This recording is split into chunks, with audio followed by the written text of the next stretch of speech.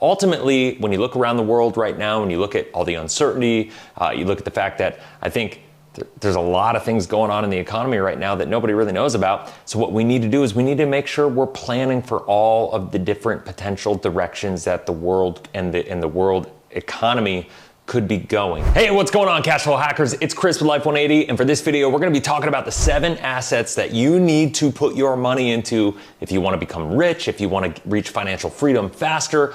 Ultimately, when you look around the world right now, when you look at all the uncertainty, you look at the fact that I think there's a lot of things going on in the economy right now that nobody really knows about. So what we need to do is we need to make sure we're planning for all of the different potential directions that the world and the world economy could be going. And so when you look at these 7 assets, ultimately, it's going to position you to win in any environment as long as you do it the right way. All right, so asset number 1 is real estate. When you look at where we are right now with inflation going up, and when you look at kind of where the world's going right now, the stock market is kind of going down a little bit, but the bottom line is with the supply and demand issues, even though we don't know how that's going to play out, at the end of the day, real estate always trends up. It's a hard asset. People are always going to need a place to live.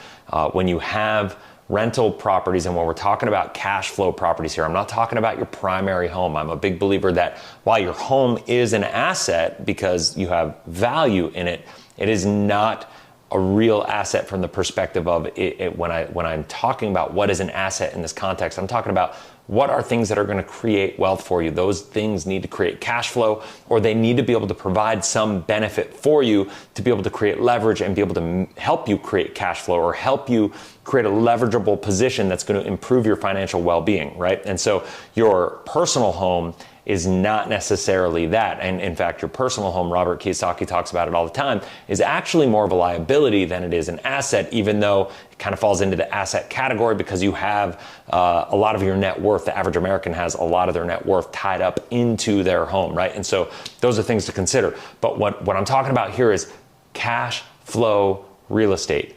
It could be syndicated real estate, multifamily, single family, doesn't really matter. But we're talking about real estate investments that are going to create cash flow for you. And I've done a video on this, a short, talking about how real estate is the ideal investment because of all the benefits that it gives you. I put it number 1 because it's my favorite thing to do. Now, when we look at number 2, the second one here is whole life insurance. Now, I know that sounds a little weird for people to hear, but the reason I put whole life insurance number 2 is because properly designed whole life insurance policy, when you do it the right way, is the only asset in the world that will make sure what you want to happen will happen when you want it to happen, whether you're here to see it or not. Now, I'm a big believer. I'm married. I got 3 kids.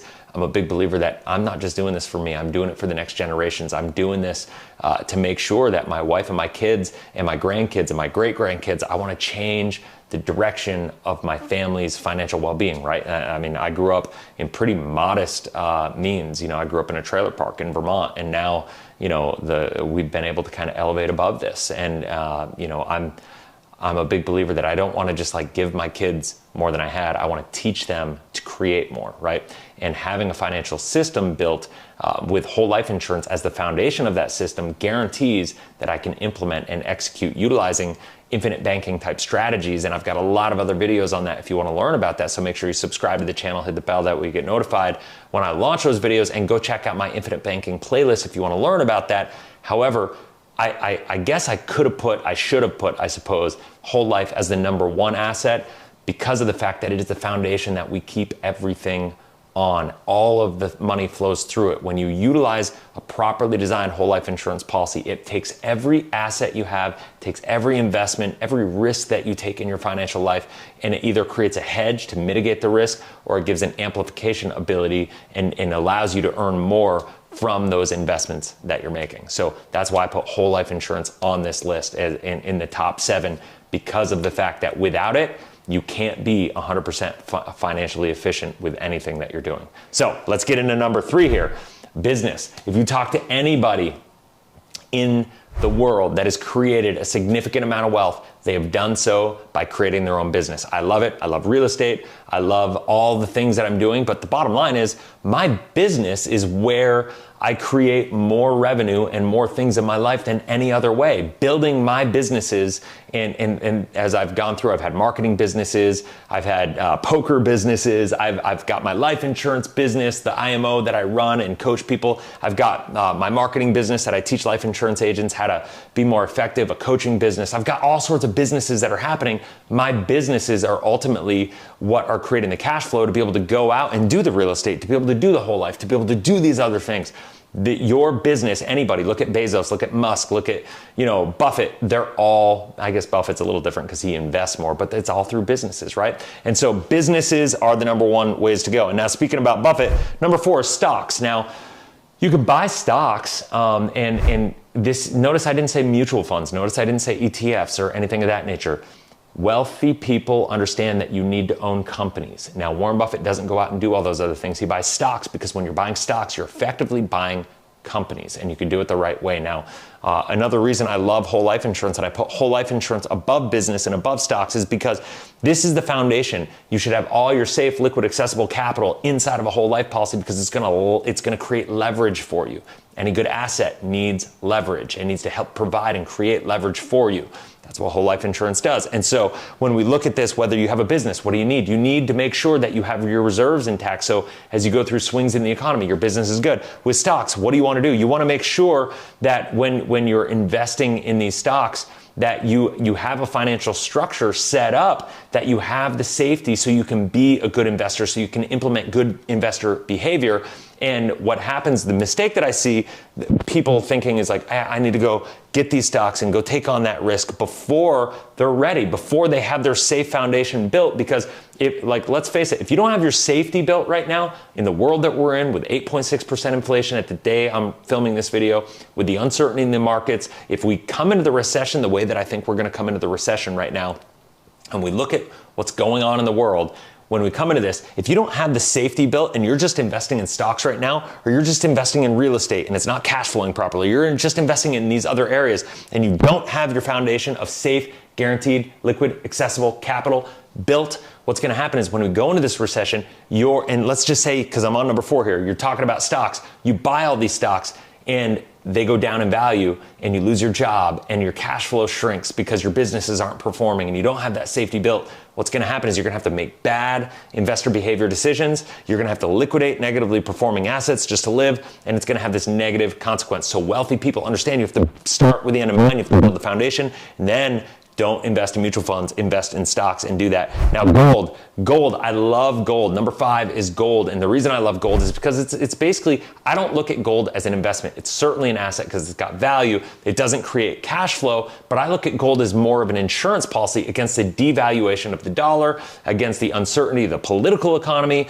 I don't know that we're ever going to get back to a gold standard, but the bottom line is, gold is a commodity, and the gold as a commodity will kind of move in I guess in inverse manner of consumer confidence with the dollar, right? So as the dollar gets devalued, gold typically goes up in value, and so I look at gold as more of an insurance policy against the devaluation of the dollar, right? And so when we look at that, I think not that everybody should have a ton of gold, but I think having a little bit of gold goes a long ways. Don't look at it as an investment. Look at it as an asset that, if, the sky starts to fall Chicken Little style, right? Like, you are in a position that you can actually benefit from that. It creates leverage for you once again because it protects you on the downside. You get a little bit of money to perform a big function for you in a certain environment, and that's what it's all about. So that's gold. Crypto, number 6, cryptocurrency. When I talk crypto, I'm talking Bitcoin. There's a lot of people out there that believe a lot of things. There's a lot of the statements, or I guess words, lingo for all the other, I'm going to call them crap coins for this video, but it's not Bitcoin. If it's not Bitcoin, it's speculative, it's risky. Bitcoin is speculative enough on its own, but here's the deal. When I talked to Harry Dent, when I interviewed Harry Dent on this channel, go check it out if you haven't seen it yet. But when I talked to Harry Dent, he's talking about crypto as Bitcoin, and Bitcoin is really just a technology. And if you look at Bitcoin right now, it really resembles kind of like an Amazon in the late 90s. And when you look at Amazon as a technology, it went through this really big down cycle. And I think right now we're going to see crypto, Bitcoin specifically, I'll say at 20K right now about when I'm filming this video. I think this is going to go under 10K. And I think when Bitcoin gets under 10K, it's going to be the opportunity of a lifetime. We're going to be able to see generational wealth created just in that, because as a technology, Bitcoin and the technology, the blockchain, the Lightning rails, everything, the Lightning network that crypto or that Bitcoin is built on is a huge, huge opportunity, and it is going to be the way of the future. I think to ignore that is kind of like missing the boat, and a lot of people don't necessarily believe in it. But I think not having crypto, once again, if you don't have to be a big believer in it, it's similar to gold. If you took 1% of your net worth, the upside of crypto, of Bitcoin specifically, is if it goes up 200x from where it is when you buy it at just under 10K, which is definitely a possibility. If it goes up 100x, that is leverage. That means everything else could fall apart. If that 1% of your portfolio goes up 100x, you're still even. That's a hedge, right? Like that protects you. And so the more you believe in it, the more you understand it, the more your knowledge base goes up, the more you can invest in it, the more money you can put into it, and the kind of the better you are. And then finally, asset number 7 is yourself. All of these improve. I should have put number 1 is you, but like that would have been cheesy. And you know, it is what it is. But you are your best investment. Invest in your knowledge, read books, invest in you and your ability to understand crypto and gold and stocks and businesses. Develop yourself, understand financial systems, understand real estate. If you understand all of these things and you can put them to work, and if you invest in yourself and you just develop out your skills, develop out your knowledge, it's going to put you in a situation where you're set up to win. What I know is we're coming into a really challenging time in the economy, in the markets right now. And you're either going to suffer through it or you're going to be prepared to thrive through it. You are the best investment that you can make in yourself. Like yourself, you are the best investment you can possibly make. And before I went out and did any of these things, make sure you start with you. And the reason you want to start with you is because it's going to take any other investment and it's going to make it better. It's going to eliminate risk or mitigate risk. And you're going to be able to make more calculated moves to get bigger wins when the time for you to win is now. So that's it. If you have any questions, any comments, comment in the comment section below. If you haven't already, make sure you subscribe, hit the bell, that way you get notified every time I launch a new video. Hope you found value in this. Have a blessed, inspirational day. We'll talk soon. See ya.